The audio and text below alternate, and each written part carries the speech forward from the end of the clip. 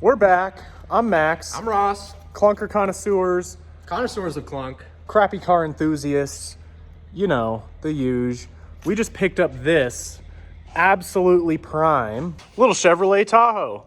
As everyone knows, I'm a big Chevy fan. I got a 6-liter 2500 that I love, and I was just gonna say I don't think they've seen the new tat. yeah, I just got a Chevy bow tie tat. Maybe we'll get matching ones. Maybe we'll get matching ones, but Ross is thinking about buying this guy and taking it home.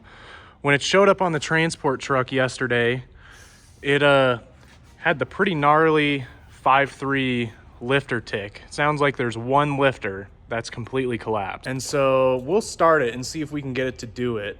It's super, super common on these. I had a 5.3 Sierra like a couple years ago that did the same thing. And for as long as you owned it. It did it the whole time I owned it. I put 80,000 miles on it with it clacking like that, and it didn't hurt the engine. There's no metal in the oil. Like, they're usually fine, but these lifters are known for collapsing. And so before Ross decides whether or not he wants to buy it, we're going to pull the valve covers off and just kind of see how it looks inside. And if he does keep it, we're going to do lifters and head gaskets and all that fun stuff. And I'm trying to talk him into putting a fat cam in it, but we'll see how that goes. You can see this thing is crispy clean. It's got like less than 120,000 miles on it. We sell quite a few Tahoes and it's super dirty, but this is probably the nicest like 01 Tahoe, like early gen Tahoe we've ever seen. And this thing is so nice. It needs tires, but it's auto 4-wheel drive, and the best part, barn doors in the back. By far the best.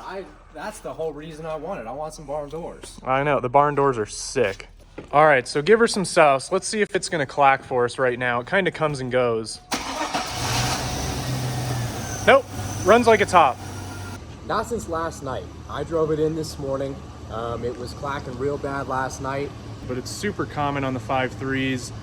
But this one, because it's so low mileage, we're thinking it sat for a long time. It just got gummed up. So we're hoping with some fresh oil, and we dumped some seafoam in there, and then Ross drove it like he stole it for like 60, 70 miles. And now it runs super quiet. So, well, we got the valve cover off. It actually looks really good in there. We meant to film it, but forgot. We're new to the influencer thing still. But it looked good. It was real clean. It wasn't sludgy. So we have high hopes. Yeah, none of the rockers were like loose. As far as we could tell, there weren't any bent push rods or anything weird. So I think we're just dealing with like the typical 5.3 lifter tick thing where they just like temporarily bleed off pressure. And so Ross is putting the coils back in, and I just finished changing the oil, and it's not too bad. It's pretty good. There was like a lot of sludge built up in the oil filter. So I almost wonder if we were like experiencing like some weird oil pressure dips because of how plugged up that filter was. It looked like it hadn't had an oil change in a long time, but it looks good inside the engine. There wasn't any metal in it. So I think we're in good shape, and we're thinking Ross is still gonna buy it. And I'm thinking we're hopefully not gonna have to take the heads off and do lifters and head gaskets and all that fun stuff. It'll be all right. It's now a few days later since we last checked in about the Tahoe. But we bought 2 more cars last night. We got a 2000 Honda CR-V. It's got a bunch of miles on it, like 225,000 miles, but it was cheap. We paid $1,100 for it. And then we also bought a 2007 Kia Sportage, which is just like the last Sportage we had and made a video about. Also at Pete Kia. So hopefully this one treats us well. All the ones we bought from them in the past, we've made good money on. I'm on my way to pick up a trailer right now and head down to the Springs and pick up the CR-V.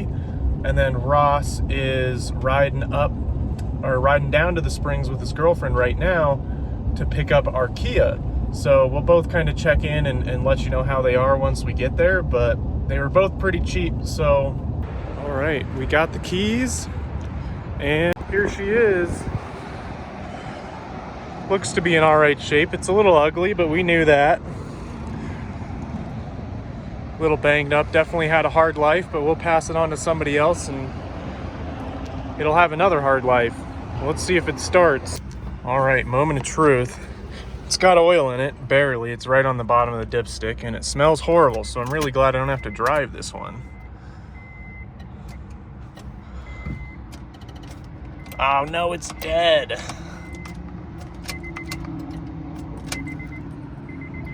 Uh-oh, might have to go borrow a jump box or something.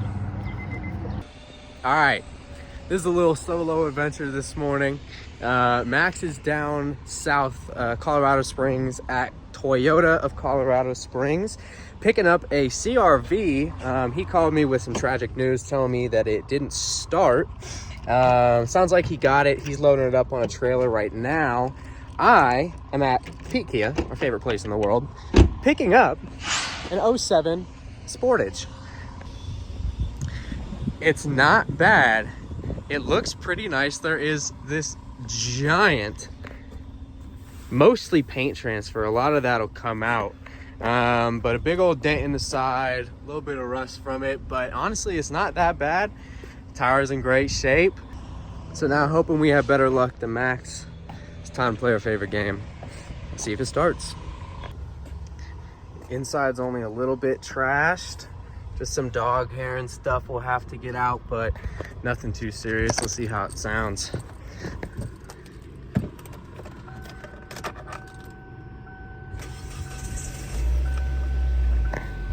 Oh, runs great. Couldn't be better. This one is not busted. Looks like Max got the short straw this morning, but we're gonna rip both these back to the shop and we'll check in. All right, we had a very nice, one of the porters on the service drive here grab a jump box for us and get her started, and it runs good. It started right up. It's gonna need a battery, but this thing's actually pretty nice. Runs great, no ticking, no knocking. It's a little low on oil. It's barely on the stick, but who cares? We'll change the oil. I don't have to drive it. It smells horrible. I'm glad I don't have to drive it an hour and a half back. I'll just leave the windows down while it's on the trailer, kind of air it out. But man, this thing is nice. $1,000, can't beat that. All right, this just in. Max just called me and told me that he may have blown up the truck. I don't really know what the f***'s going on. I told him to check it out and call me back. He said that it's smoking real bad out the back. He's got no power, and it's missing really, really bad at idle. So I really don't know what's happening. I don't think he knows what's happening, but Max called me at the very end of that last clip, so I had to cut it a little short. He says that he thinks the truck is hurt.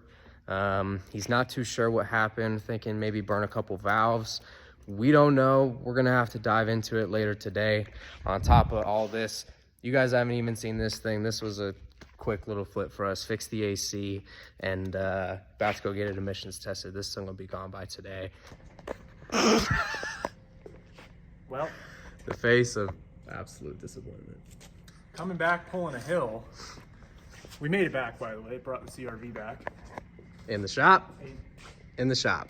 Yeah, so we made it back, but coming up the last hill from the Springs, I was like full throttle in the truck, good old heavy Chevy, and it just like started surging. It was like, whoa, and I was like, oh, that's weird. So I let off a little bit, and I like looked down at the gauges, everything's normal, and then it started like breaking up really hard, and I was like, oh, that's really not good.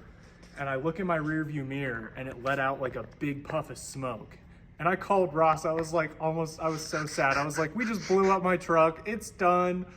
And when I pulled over, I swear it was running on one bank of cylinders. The engine was like, blah, blah, blah, blah, blah, like, and it was missing so hard, about to die. And then it idled for a few minutes, and it kind of recovered, and it was fine. So pulled plugs look fine. I was thinking originally maybe we bent a push rod or broke a rocker arm, but after turning it off and turning it back on, it runs totally fine now. So I have no idea what's wrong with this thing, but we checked the fuel filter. That's not plugged. I checked the fuel filter. I stink like gas now. Yeah, Ross checked the fuel filter. He gave me an ultimatum, not an ultimatum. He gave me a choice. He said, Ross, will you help me? I'll lay in the hot engine bay and pull the plugs. Will you pull the fuel filter? I thought I was getting the better end of the deal.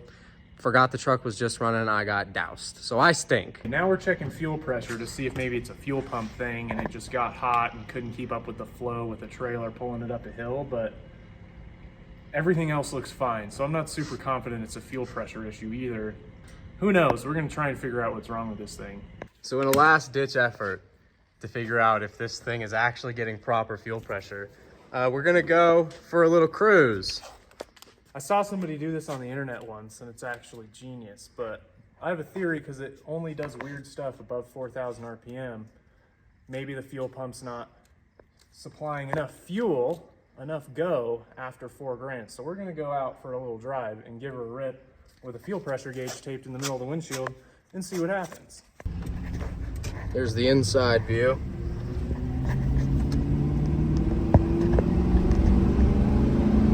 I didn't catch it on camera. It started raining and somebody forgot that there was a piece of machinery taped to the windshield.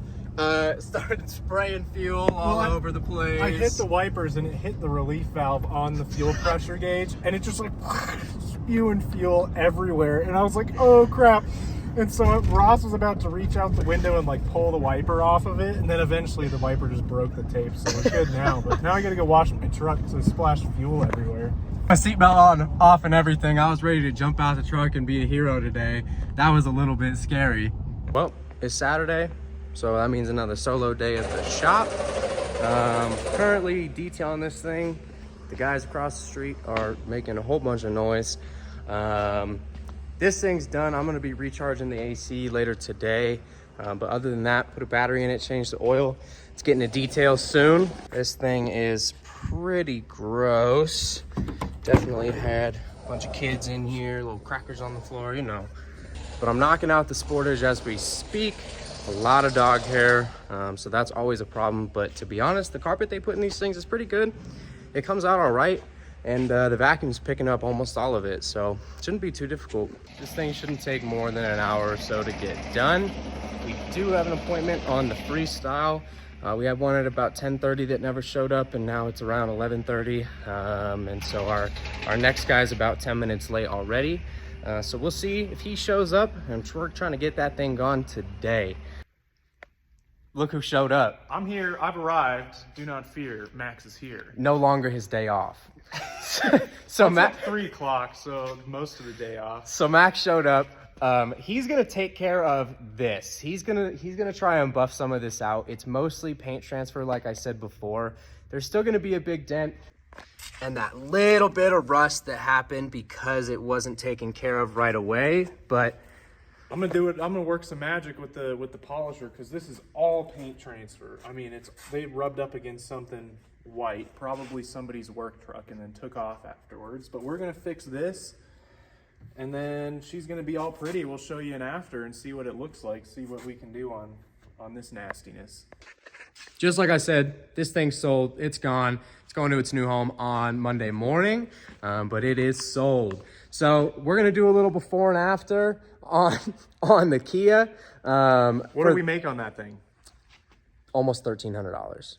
About $1,260. That's my favorite word. Yep. Sold. Yep. And here is the promised after of the Kia after its fresh detail. I mean, this thing looks really good. Really, really good. Someone's gonna love this thing. Someone's gonna have to have it. You want it? Yeah, I'll take it. Okay, sold. Easy. So it looks really good for what he was working with. I mean, you can see down here, there's like a couple tiny little spots that would not come off. It wasn't car paint. It seems almost like it might have been like house paint or something. You know, the paint was getting real hot over here, so we couldn't really get any more of it off without risking, you know, scorching the paint and burning through the clear coat. But the majority of it is gone, and he did a really good job. Here he is pulling the CRV back in as we speak. That thing's done. Get to the after on that. It looks good. As promised, here comes the after. It looks good. It cleaned up really well. You guys saw the crackers and goldfish on the ground. That's busted. It doesn't work. In-op. Cheap. Cheap. It's $3,500. Who cares? Show him the Kia. Oh, I already showed him the Kia when you were outside. Oh, you did? Yeah, All it right, looks perfect. awesome. We already went over that. So now we We list both of these bad boys for sale, and we make some serious cheddar. Yep, serious cheddar. We'll give updates on exactly what we made on both of these guys when they go, but you know, we got them cheap and we're selling them cheap, but we'll make a good chunk of change on both. Totally. Thanks for watching. We'll catch you on the next one. Peace.